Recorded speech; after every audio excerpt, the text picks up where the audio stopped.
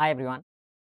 এর আগের লেকচারে আমরা ভেপার প্রেশার পড়েছিলাম এবং সেটা ছিল ভেপার প্রেশারের পার্ট 1। তাহলে এই লেকচারটা হবে ভেপার প্রেশারের পার্ট 2, ঠিক আছে? তো কালকে যেখান থেকে শেষ করেছিলাম আজকে তারপর থেকে শুরু করব।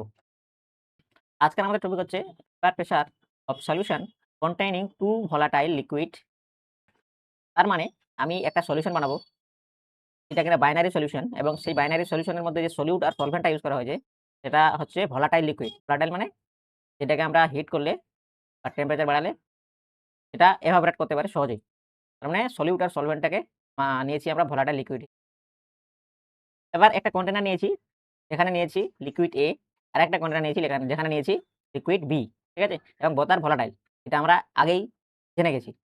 এবার পিওর লিকুইড A এই কন্টেইনারটাকে যদি আমি হিট করি, তাহলে যেই ভেপারটা উৎপন্ন হবে সেটা পিওর লিকুইড এর উৎপন্ন হবে, সেটাকে আমরা ডিনোট করছি P নট A দিয়ে। P নট A কি? P নট A হচ্ছে vapour pressure of pure A। Not আমরা ইউজ করি পিওর এর ক্ষেত্রে, ঠিক আছে? সেম ভাবে কন্টেইনার B কে যদি আমরা হিট করি, সেই ক্ষেত্রে যে ভেপার প্রেশারটা উৎপন্ন হবে সেটাকে আমরা ডিনোট করছি P নট B দিয়ে। সেমভাবে P নট B হচ্ছে vapour pressure of pure B, ঠিক আছে? এবার লিকুইড A আর লিকুইড B কে আমি মিক্স করে একটা সলিউশন বানালাম, এবং সেই সলিউশনে তাহলে লিকুইড A ও থাকবে, লিকুইড B ও থাকবে। এবার এই সলিউশনটাকে যদি আমি হিট করি, তাহলে যে ভেপারটা উৎপন্ন হবে, যে ভেপার প্রেশারটা উৎপন্ন হবে, সেখানে আ লিকুইড A এরও ভেপার প্রেশার থাকবে, লিকুইড B এরও ভেপার প্রেশার থাকবে। সেটাকে আমরা ডিনোট করছি PA দিয়ে আর PB দিয়ে। তাহলে PA কি? PA হচ্ছে partial vapour pressure of A in the solution. সলিউশনের মধ্যে আ এর যে ভেপার প্রেশার সেটাকে বলা হচ্ছে পার্শিয়াল ভেপার প্রেশার। কেন পার্শিয়াল? কারণ এখানে সলিউশনটা বাইনারি সলিউশন। মানে পিওর ফর্মে আর A নেই, B ও নেই। তাহলে সে কারণে যেই প্রেশারটা উৎপন্ন হবে সেটাকে বলা হবে পার্শিয়াল ভেপার প্রেশার। সেম ভাবে PB ও হচ্ছে partial vapour pressure of B in the solution, ঠিক আছে? এইখানে আমাদের একটা ল আছে, সেটা হচ্ছে রাউলস ল। রাউলস ল আমাদেরকে জানিয়েছে in a solution, according to Raoult's law, in a solution the partial vapor pressure of each component is directly proportional to the mole fraction of that component. এটার মানে কি? এটার মানে আমরা যে এখানে পিওর যে সলিউশনটা উৎপন্ন হলো এবং তাদের যে পার্শিয়াল ভেপার প্রেশার PA আর PB, according to Raoult's law we can say A is directly proportional to the mole fraction of A, ঠিক আছে? সেম ভাবে E is directly proportional to the mole fraction, ঠিক আছে? according to Raoult's law। এবার এটাকে আমরা আরো লিখতে পারি PA equal to, প্রশ্নটাকে উঠালে একটা কনস্ট্যান্ট আছে, সেটা হচ্ছে P নট A। সেম ভাবে PB equal to P not B, ঠিক আছে? তাহলে আ partial pressure of A in the solution এর ফর্মুলা আসছে তাহলে P not A into mole fraction of A। Partial vapour pressure of B in the solution is P not B mole fraction, P not B into mole fraction of B, ঠিক আছে? তাহলে এটা আমরা জানতে পারলাম according to Raoult's law. এবার according to Dalton's law, according to Dalton's law, the total vapor pressure of a mixture of gas or vapors is equal to the sum of the partial pressure of all the components।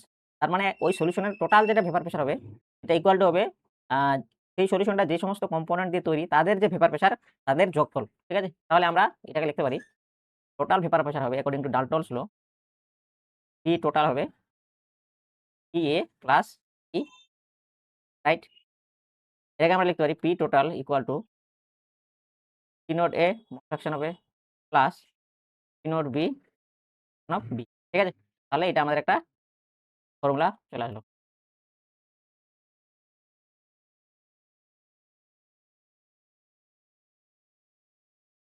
তাহলে এখানে আমরা total ২ টা formula পেলাম। তাহলে কি formula পেলাম? আমরা যদি লিখি PA is equal to P naught A, P is equal to P naught B fraction of B।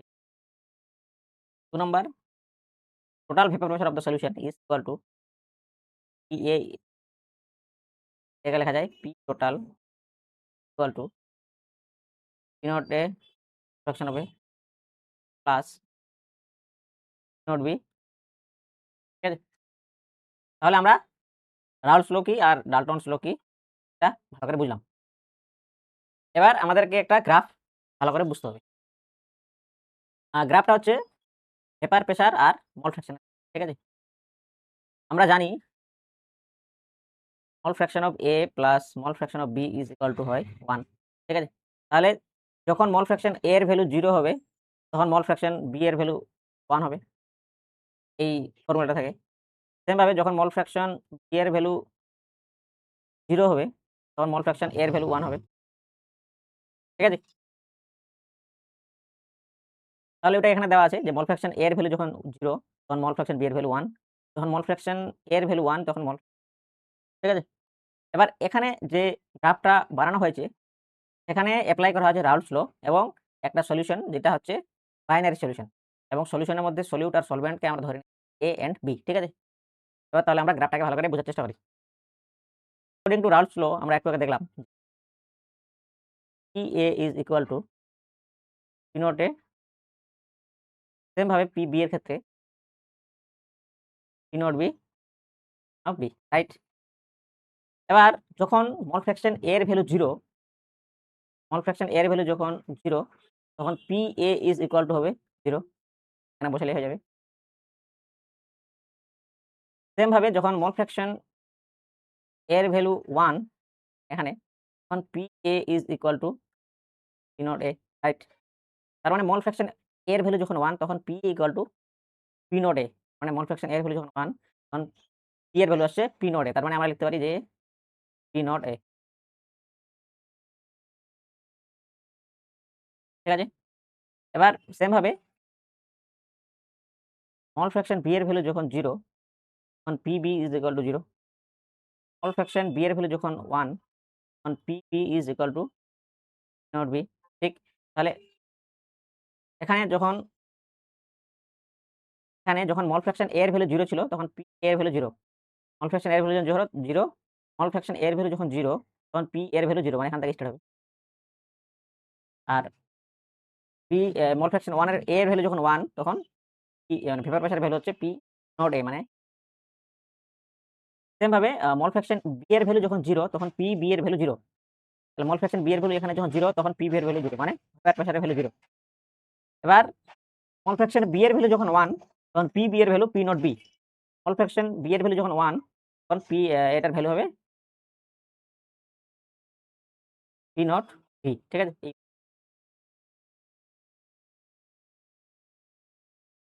এবার আমরা যদি রাউলস লকে ভালো করে দেখি, রাউলস লটা এটা অ্যাকচুয়ালি হচ্ছে স্ট্রেট লাইনের গ্রাফের ইকুয়েশনের মতোই। আমরা জানি লাইনের graph equal to M equal to Y equal to M, Y equal to M X plus C, ঠিক আছে? সেম ভাবে আমরা যদি রাউলস ল থেকে দেখি equal to P not a mall fraction, তার মানে এই ইকুয়েশনটাও স্ট্রেট লাইনের একটা ইকুয়েশন। তাহলে আমরা এইগুলোকে পয়েন্টগুলোকে এজ এ স্ট্রেট লাইন দেখাতে পারি। তার মানে এটা এইভাবে দেখাতে পারি, এটা এভাবে দেখাতে পারি, ঠিক আছে? এবার এই পর্যন্ত আশা করি ক্লিয়ার হলো। এবার আমাদেরকে বের করতে হবে টোটাল ভেপার প্রেশার। তাহলে আমরা দেখলাম যে গ্রাফটা মোটামুটি এরকমভাবে আসছে। এবার আমরা যদি টোটাল ভেপার প্রেশারের ক্ষেত্রে দেখি, P টোটাল আমরা জানি PA plus P according to Dalton's law, ঠিক আছে? এবার আমরা এটাকে লিখতে পারি P not A fraction of A plus naught B of B, ঠিক? এবার আমরা জানি mole fraction of A plus mole fraction of B equal to 1। তাহলে আমরা লিখতে পারি mole fraction of B is equal to 1 minus mole fraction of A। Same ভাবে এখানে P not A mole fraction plus mole fraction of B এর জায়গায় লিখব not B 1 minus mole fraction. এটাকে আবার আমরা করি not A fraction of A plus naught B minus mole fraction of A, right? এটাকে আবার লেখা যায় P নট B প্লাস এর মোল ফ্র্যাকশন অফ A কে যদি কমন নেই, তাহলে আসবে P not A minus B, ঠিক? আমরা যদি এবার মোল ফ্র্যাকশন A এর ভ্যালু 0 ধরি, সেক্ষেত্রে P টোটাল আসবে কত?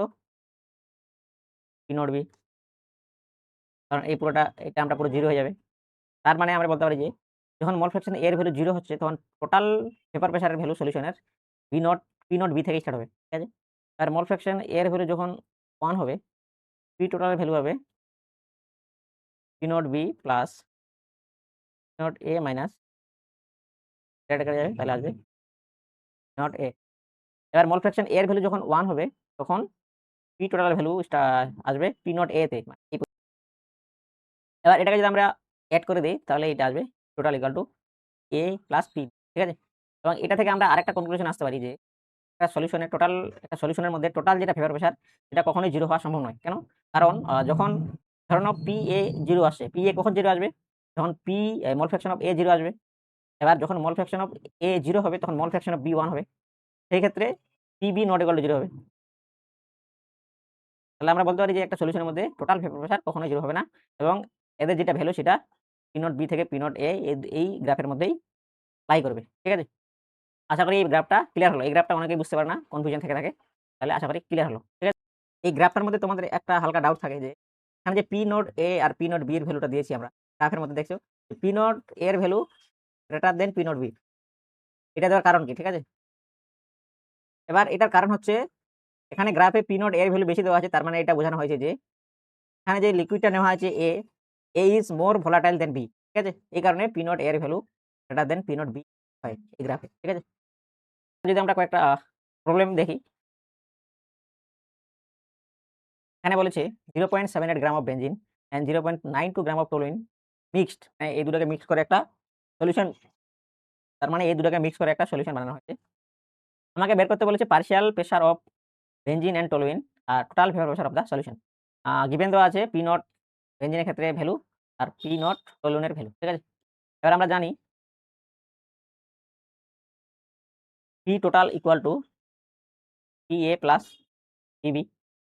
আমরা এটাকে লিখতে পারি P total equal to P not A হবে plus P not B section of B. আমি বেনজিনটাকে এ ধরে নিচ্ছি আর টলুইনটাকে বি, ঠিক আছে? তাহলে আমাকে কোশ্চেনের মধ্যে পি নট এ আর পি নট বির ভ্যালু দেওয়া আছে, জাস্ট আমাকে মোল ফ্র্যাকশন অফ এ আর মোল ফ্র্যাকশন অফ বি বের করতে হবে, ঠিক আছে? তাহলে mole fraction of A equal to আমরা জানি number of moles of A by number of moles of A plus ঠিক আছে? এবার number of moles of A বের করতে হবে আমাকে। এন এ মানে এন হচ্ছে বেনজিনের ক্ষেত্রে। বেনজিনের ক্ষেত্রে আমাদের গিভেন ওয়েট দেওয়া আছে 0.78 গ্রাম। আর বেনজিনের মলিকুলার ওয়েট যদি আমরা ক্যালকুলেশন করি তাহলে আসবে 78 গ্রাম পার মোল। তাহলে এটা আসবে 0. ঠিক আছে? কার্বনের হয় 12 আর হাইড্রোজেনের হয় 6। তাহলে 12 × 6 প্লাস 6 সুতরাং 72 প্লাস 6 20। সেম ভাবে যদি আমরা মোল ফ্র্যাকশন অফ বি বের করতে চাই টলিউনের, তাহলে আসবে এটা গিভেন ওয়েট দেওয়া আছে 0.92 বাই এর মলিকুলার ওয়েট আসবে 92 গ্রাম পার মোল। তাহলে এটা আসবে 0.01, ঠিক আছে, গ্রাম পার মোল। তাহলে আমরা যদি এখানে ভ্যালুগুলো বসিয়ে দিই আসবে এটা 0.01 by 0.0 plus 0.01 equal to by 2, ঠিক? এবার আমরা জানি mole fraction of A plus mole fraction of B equal to 1। তাহলে এ এর ভ্যালু আমরা পেয়ে গেছি, তাহলে মোল ফ্র্যাকশন অফ বি এর ভ্যালু হবে 1 - ½ ইকুয়াল টু, ঠিক আছে? তাহলে আমরা mole fraction of A, mole fraction of B সবার ভ্যালু পেয়ে গেছি। তাহলে যদি আমরা জাস্ট ভ্যালুটাকে বসিয়ে দেই তাহলে আমরা টোটাল ভেপার প্রেসার পেয়ে যাব।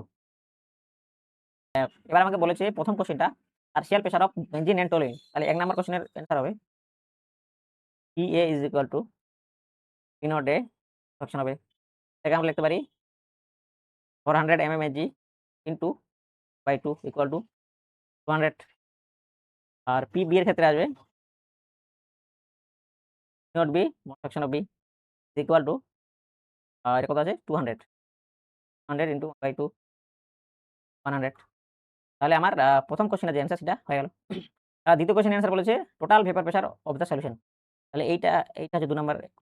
তাহলে এখানে ভ্যালুগুলো বসিয়ে দিলে আমরা total vapour pressure of the solution পেয়ে যাব।